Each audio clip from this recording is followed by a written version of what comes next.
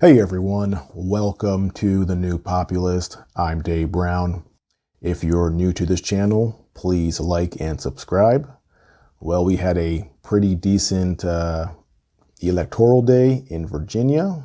We almost had a good one in New Jersey, but unfortunately, the forces there did some soul searching, dug a little deeper, and they found some votes to turn the election to the incumbent Phil Murphy, unfortunately.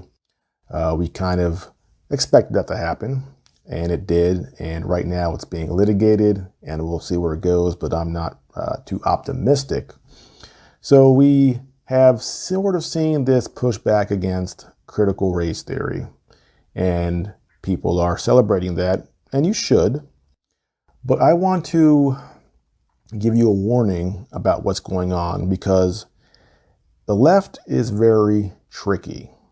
They're very good at moving the target and changing the arguments and playing semantics. And we on the right, we have to make sure that we're following along and catching up with them so that when they change the game, we're not lost. Now, with critical race theory, they have denied that critical race theory existed. Even recently, Nicole Wallace on MSNBC said that critical race theory doesn't exist. Or when you bring up critical race theory, they lie about what it is. We saw with the debate that Ben Shapiro had on Bill Maher, and the pro-critical race theory guest said that critical race theory, we're just teaching history. The idea that critical race theory is radical is nonsense. We're just giving you a real recounting of America's past. That's all we're doing. So they either ignore it or they lie about what it is.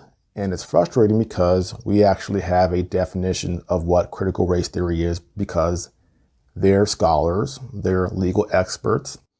They have told us what it is. So let me briefly recap it, because I like to do this because some people aren't aware of what it is. And it's always good to repeat what they say, because just to really drill it in. So Richard Delgado, one of the founding fathers of critical race theory, in his book, Critical Race Theory, defines critical race theory as such: unlike traditional civil rights, which embraces incrementalism and step-by-step progress, critical race theory questions the very foundations of the liberal order, including equality theory, legal reasoning, Enlightenment rationalism, and neutral principles of constitutional law. So that's his definition. They're challenging the liberal order. They're challenging Enlightenment principles. They're challenging neutral principles of law. So that's a pretty clear and pretty direct definition that we have here. And further, one of his other contemporaries on critical race theory gives this definition: critical race theory aims to understand the structure and content of legal thought so that the law may be used more effectively for racial and other types of reform. Critical race theorists also aim to deconstruct the cornerstones of liberal jurisprudence, such as colorblindness and the rule of law, and show how they operate to disadvantage non-whites and further solidify white supremacy. So this other professor, I forget his name, his definition overlaps. So we see this focus on law and the deconstruction of the liberal order and the ideas of colorblindness. So everything that our judicial system is based on, they are rejecting. And in this definition here, he even says that to not deconstruct it, to allow it to exist as it does right now, solidifies white supremacy. So I hope that, again, demonstrates how radical critical race theory is. So we know what critical race theory is. We know that it exists. And now we've seen this pushback against critical race theory in the elections. And so now the left has to come up with a new strategy. I know what it is. They've done it repeatedly, and that is they will repackage and rebrand critical race theory and pretend that it doesn't exist, or not doesn't exist, but that what they're teaching isn't critical race theory. We don't teach critical race theory here. No. Yeah, we don't do that here anymore. Or we never did. And how do I know this?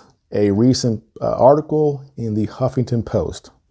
And I thought this was interesting.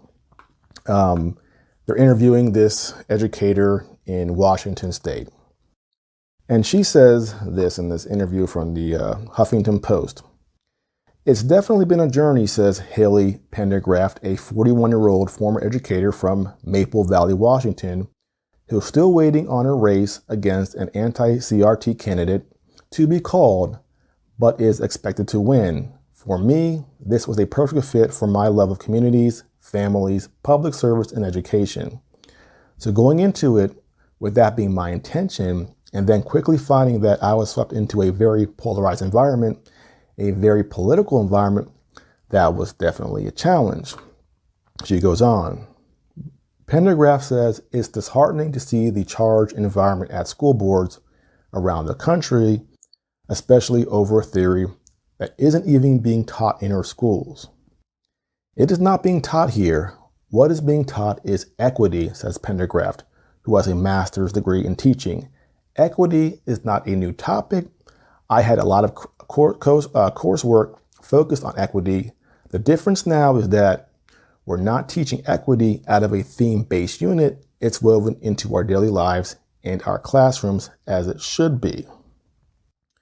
So according to this article in the Huffington Post, they don't teach critical race theory. They teach equity. See, the problem is solved. Matter of fact, the problem's not even there. Move on with your lives. Don't pay attention. The devil is always in the details. And one thing here we have to recognize too is a difference in what we perceive to be equity and the definition of equity and how the left perceives it. Now, for us traditional Americans, equity means equal opportunity. We all have an opportunity to pursue happiness, to pursue a job, a career, and may the best man win. That's our position. Equity to them means something entirely different. Equity to them means there has to be an equality in power sharing, that there has to be a certain amount of minorities in positions of power in order for us to have equity and to get rid of white supremacy. We see this in corporate America all the time now, where if you're a minority applicant, you have a better shot at getting that job.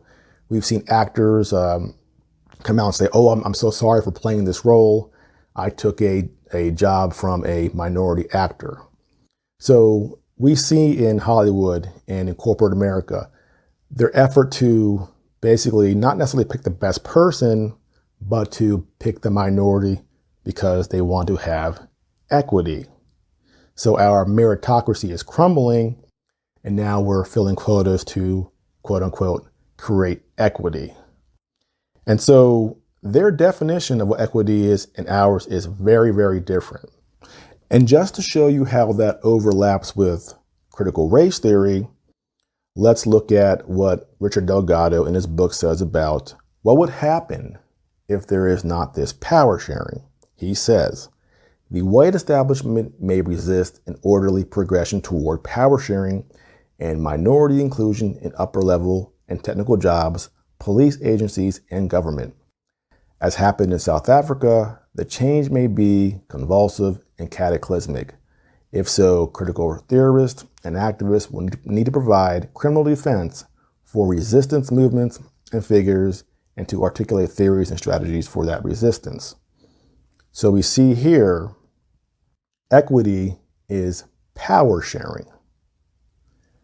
Now you understand that current equity, as far as what is being taught by progressives and critical race theory, well, they're one and the same.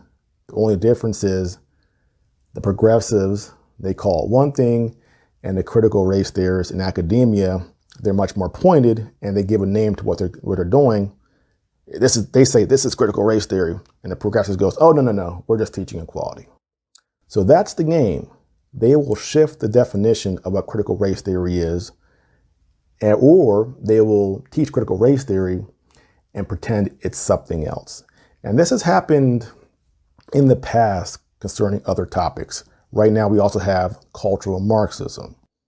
And if you call something cultural Marxist, the left goes, oh no, here goes the right again, throwing this blanket term for anything they don't like. Same thing with critical race theory. They say, oh no, here the right goes again, calling anything they don't like critical race theory. So that's the game. Progressivism overlaps with critical race theory, cultural Marxism, 85%, 90%. And what they'll do is focus on that small little difference to claim that what they're teaching is something else. But make no mistake about it, they've been teaching it now for probably decades in public schools. It just wasn't until recently that they got so emboldened and so cocky that they just came out and said it. And when they did, there was this immediate backlash. So what did they do? They started to dissemble. They started backpedaling, going, there's no such thing as critical race theory. Or they lie about what critical race theory is and go, oh, no, we're just teaching history.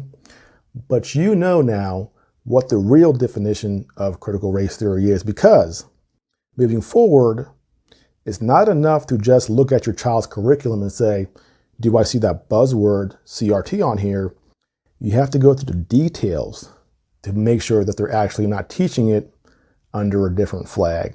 Because that's what the left does. They never really change their thought pattern. All they do is change their tactics to continue doing what they want to do, which is indoctrinate your child. So you know the game plan, pay attention. That's what's going to happen moving forward. That's all for now. Again, if you're new to this channel, please like and subscribe. I'll see you next time.